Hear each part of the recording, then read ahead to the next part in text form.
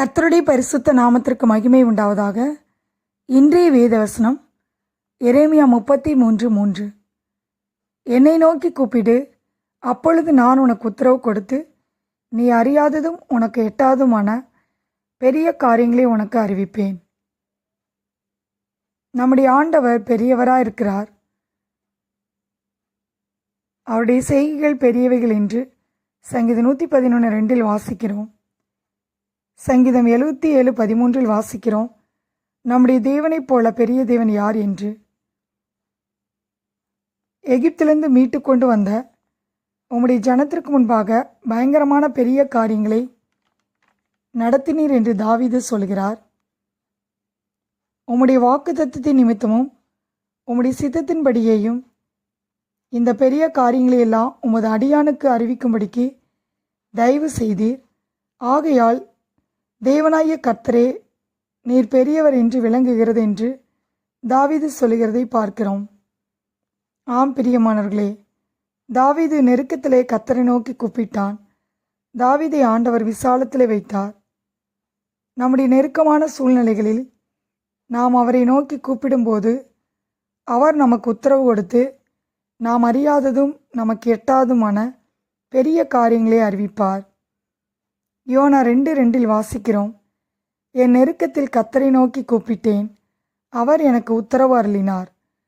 YONO மீனின் வயிற்றிலிருந்து கர்த்தரை நோக்கி விண்ணப்பம் செய்கிறார்.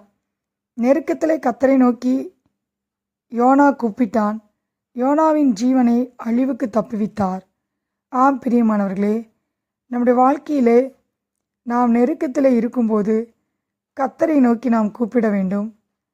நாம் கர்த்தரை நோக்கி கூப்பிடும்போது தேவன் நம்மை எல்லா அழிவுகளுக்கும் தப்புவிக்கிறவராயிருக்கிறார். நம்முடைய தேவனைப் போல பெரிய தேவன் யாரும் இல்லை. அவர் கிரகிக்க கூடாத பெரிய காரியங்களை செய்கிறார். பெரிதானவைகளை காணும்படி செய்வார். நம்முடைய வாழ்க்கையில் பெரிய கொந்தளிப்பு உண்டாயிருக்கலாம்.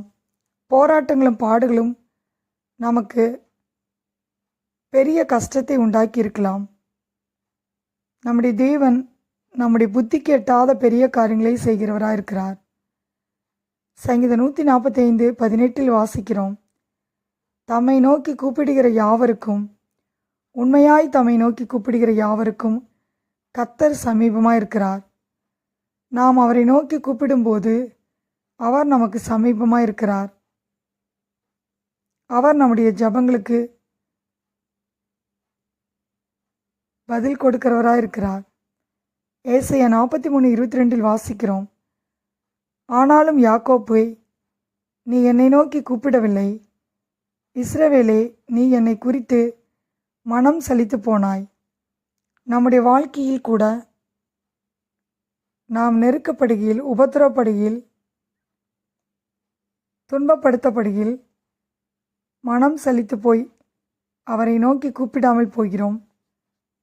எந்த சூழ்நிலையிலும் நாம் அவரை நோக்கி கூப்பிடும்போது அவர் நமக்கு உத்தரவு கொடுக்கிறவராயிருக்கிறார். பெரிய காரியங்களை அறிவிப்பார்.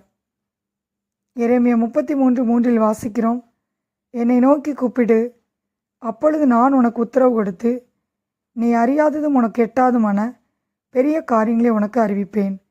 கர்த்தர் தாமே இந்த வார்த்தையை ஆசீர்வதிப்பாராக. ஆமேன்.